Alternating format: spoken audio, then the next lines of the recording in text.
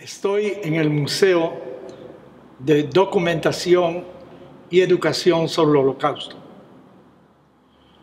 Hoy es el 27 de abril, un aniversario del levantamiento del gueto de Varsovia. Y el pueblo judío ha decidido conmemorar esta fecha como un aniversario del Holocausto. Desde luego, el Holocausto fue algo que se prolongó por años. Estamos a 80 años, más de 80 años desde que empezó la Segunda Guerra Mundial, que ocasionó el vil asesinato de más de 6 millones de judíos, entre ellos más de 1 millón de niños.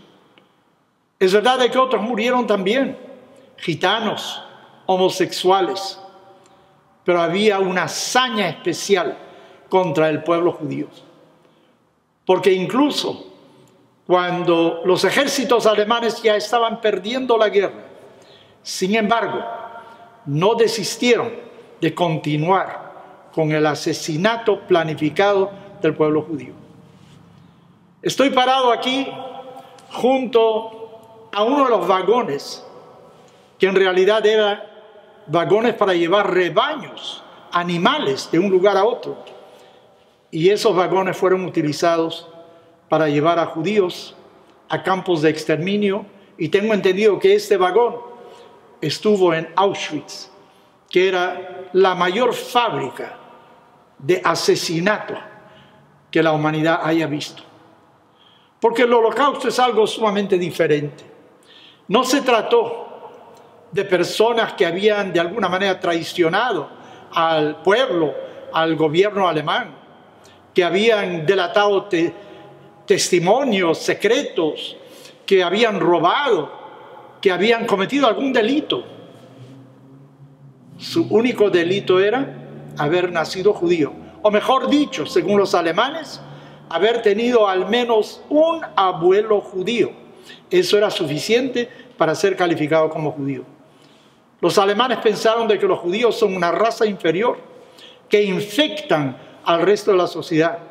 Y por lo tanto, la única manera de progresar era eliminando ese elemento nocivo para ellos de la humanidad que significaba el pueblo judío. Estamos ya, como dije, a más de 80 años de que empezó la Segunda Guerra Mundial y casi que ya no existen testigos de aquellos quienes sufrieron lo que pasó durante la Segunda Guerra Mundial y lograron escapar milagrosamente de la muerte. La gran pregunta es, ¿puede esto pasar de nuevo? En el caso mío, yo estaba con vida cuando sucedió lo que sucedió en la Segunda Guerra Mundial. Felizmente mi familia estaba en la América del Sur, habíamos salido unos años antes, sin saber de antemano qué es lo que se asomaba para el pueblo judío. Fue nuestro destino, gracias a Dios, que nos salvamos. Pero, ¿qué era esa Alemania de aquel entonces, de 80 años atrás? No estoy hablando de 1000 años atrás, no estoy hablando de épocas cuando a lo mejor el salvajismo de alguna manera invadía a toda la humanidad. Estoy hablando de la sociedad de mayor avanzada desde el punto de vista cultural, musical, arte, ciencia, filosofía, todo lo que usted quiera. Las grandes músicas después del todo, fue la nación que dio a luz a Beethoven, Heine, poetas. Y sin embargo ocurrió esa gran desgracia para el pueblo judío, una mancha para la historia de la humanidad.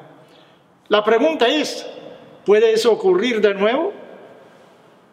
Bueno, la historia no se repite necesariamente exactamente igual, pero no hay duda de que peligros existen a todo momento.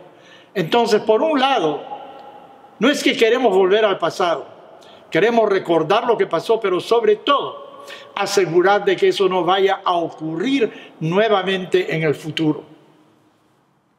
Las Naciones Unidas creo que decretaron el 29 de enero como el aniversario de lo que ocurrió en la Segunda Guerra Mundial. ¿Por qué? Creo que esa fue la fecha cuando el ejército ruso liberó Auschwitz. Demostró el interés del mundo civilizado, por alguna manera, de salirse de Hitler. Pero eso no fue simplemente así. Fue después de mucho tiempo, después de muchas matanzas y asesinatos, reaccionaron a lo mejor muy tarde para el pueblo judío, pero por lo menos reaccionaron y de ninguna manera quisiera minimizar la valentía de los ejércitos de los aliados que invadieron Normandía. Los Estados Unidos envió ejércitos sabiendo de antemano de que miles de sus soldados iban a morir en las playas de invasión a Europa, pero sin embargo lo hicieron porque sintieron que había un gran peligro para todo el mundo. Y el pueblo judío, desde luego, se benefició de ello porque el remanente que quedó pudo sobrevivir, y sobre todo eso le dio un empuje mayor a la creación del Estado de Israel, donde ya había desde luego una presencia judía muy importante. Habían 600,000 judíos en la Palestina de aquel entonces, cuando en 1947, en noviembre de 1947, las Naciones Unidas decidieron la partición de lo que era Palestina entonces en dos estados, un estado árabe y un estado judío. O sea, el hecho de que Israel quiere ser un estado judío, eso es realmente consecuencia de la decisión de la Asamblea General de las Naciones Unidas. Pero apenas Israel declaró su independencia en mayo de 1948, inmediatamente fue invadida por todos los países árabes del área. Y yo creo que también que mucha gente de alguna manera no podía asimilar la idea de que el pueblo judío tenía un estado independiente, de que el pueblo judío iba a luchar. Y quisiera destacar algo muy importante. El pueblo judío nunca le pidió a ninguna otra nación de que envíe soldados para defender al naciente Estado de Israel. Lo que quería es: dame armas, dame manera de defenderme, de poder enfrentar a los ejércitos que nos están invadiendo. Pero únicamente sangre judía fue derramada en la guerra de independencia de 1948 y en todas las guerras que Israel tuvo con algún país que lo atacó. Nunca se pidió a nadie de que dé su vida por Israel. Israel dio sus propias vidas, pero solo quería que le den la posibilidad de hacerlo. Pero quiero regresar, ¿cómo pudo haber ocurrido eso y por qué puede ocurrir en el futuro? No se puede uno imaginar de la brutalidad de los nazis de aquel entonces. Ustedes saben lo que hacían. Cuando uno ingresaba a uno de los campos, lo primero que hacían muchas veces es un tatuaje. Hoy en día mucha gente joven yo veo con los brazos, con el cuello lleno de tatuajes, de dibujos, y la verdad es que no lo entiendo, pero tiene que tener alguna razón. La Biblia lo prohíbe, por ejemplo. Pero los tatuajes de los alemanes eran diferentes. No era ningún pajarito que estaban dibujando sobre el brazo de alguien. Era un número. Lo trataron como rebaño. Por eso es que se utilizan estos mismos vagones, porque consideraban a los judíos parte de un rebaño. Le quitaban el nombre. No lo llamaban por su apellido o por su primer nombre. Tenía que presentarse con el número que le habían asignado. Lo que querían era deshumanizar a la gente, que pierdan su dignidad, y al mismo tiempo para decirle al pueblo alemán: mira, lo que tú estás haciendo, lo estás haciendo con alguien que es un número. No es un individuo, no es una persona que tiene la imagen de Dios. Se trata de un bicho, de una cucaracha grande que camina sobre dos patas, pero al pisarla, al eliminarla, al ponerla en una cámara de gas, lo que está haciendo más bien es aliviando al resto de la sociedad. La brutalidad era tan enorme. Hannah Arendt habló de la banalidad del crimen. O sea, los alemanes consideraban eso parte de su trabajo. Podía estar en un campo de exterminio, regresar a la casa y cenar con sus hijos y darle un cariñito a uno de sus hijos, pero mientras tanto había asesinado a 100 niños antes, a 20 mujeres, les había puesto en una cámara de gas. No hay límite a la brutalidad que el ser humano puede llegar, y por eso es que tenemos que estar muy pendientes en el futuro también. La historia no se repite, pero la maldad, el odio, eso se despierta periódicamente. Mira, estamos avanzando mucho. Tenemos teléfonos celulares, llegamos a la luna, podemos medir astros que se encuentran hasta billones de años luz de la Tierra. El universo es enorme. El ser humano ha progresado mucho. Podemos producir suficiente alimento para todo el mundo. Pero ¿saben qué no ha progresado? Los sentimientos que tenemos, la psicología humana, el odio, el amor, la envidia, todo eso continúa en el futuro también. ¿De qué manera tomamos nosotros las decisiones más importantes de nuestra vida? Se trata de un proceso intelectual, racional, pensamos en todas las alternativas y eventualmente llegamos a una conclusión. Eso es lo que tenemos que hacer. A veces lo hacemos, pero muchas veces nuestras decisiones responden a algo que ni siquiera sabemos cómo interpretar, que está dentro de nuestro interior. Reaccionamos también de acuerdo con ciertos instintos que no podemos realmente racionalizar. Así que aunque el ser humano tecnológicamente haya progresado mucho, sigue siendo básicamente el mismo ADN que tenemos, que incluye ingredientes sobre los cuales no tenemos un dominio racional, sino que reaccionamos de cierta manera. Por eso tal vez a lo mejor la tradición es sumamente importante. Enseña a tus hijos moralidad con el ejemplo, porque la naturaleza no es moral. Los animales se devoran los unos a los otros. Hay hongos que son envenenados. La naturaleza no es neutral, pero el ser humano tiene que ser proactivo. Tienes que amar al prójimo como a ti mismo, no hacerle daño a ninguna otra persona, darle la oportunidad, ayudarle. Si tú ves de que el otro está en el piso, pues recógelo, ayúdale. Y yo creo que todo eso es una contradicción a lo que realmente pasó durante la Segunda Guerra Mundial. Digo de que mi familia tuvo la gran suerte de estar en América del Sur cuando eso ocurrió, porque de otra manera a lo mejor yo sería lo que les voy a contar ahora.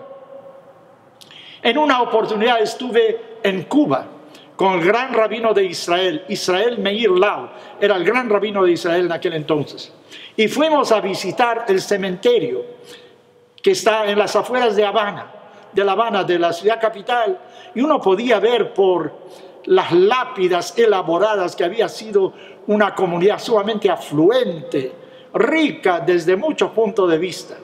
Pero también había un monumento por el Holocausto. Era imponente por su simpleza.